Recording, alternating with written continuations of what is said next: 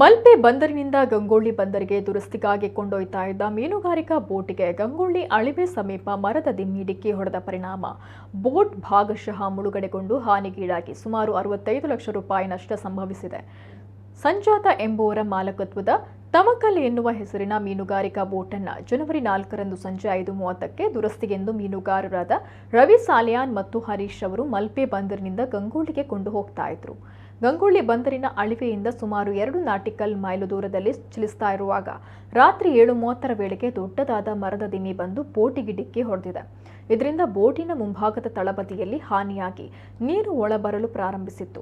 ನೀರಿನ ಒಳಹರಿವು ಜಾಸ್ತಿಯಾಗಿ ಬೋಟ್ ಮುಳುಗುವ ಸಂಭವ ಇರುವುದನ್ನು ಗಮನಿಸಿದ ಬೋಟಿನ ತಾಂಡೇಲ ರವಿ ಸಾಲಿಯಾನ್ ಅವರು ದುರಸ್ತಿ ಕೆಲಸ ಮಾಡುವ ಗಂಗೊಳ್ಳಿ ಪುಂಡಲೀಕ ಹರಟೆ ಅವರನ್ನು ಸಂಪರ್ಕಿಸಿದಾಗ ಅವರು ಜಲರಾಣಿ ಎಂಬ ಹೆಸರಿನ ಬೋಟನ್ನು ನೆರವಿಗೆ ಕಳಿಸುತ್ತಾರೆ. ಜಲರಾಣಿ ಬೋಟಿನವರು ಮುಳುಗಡೆಗೊಳ್ತಾ ಇದ್ದ ಬೋಟಿನಲ್ಲಿದ್ದ ರವಿ ಸಾಲಿಯಾನ್ ಮತ್ತು ಹರೀಶ್ ಅವರನ್ನು ರಕ್ಷಣೆ ಮಾಡಿ ಬೋಟನ್ನು ತನ್ನ ಬೋಟಿಗೆ ಹಗ್ಗ ಕಟ್ಟಿ ಗಂಗೊಳ್ಳಿಗೆ ಎಳೆದು ತಂದಿದ್ದಾರೆ.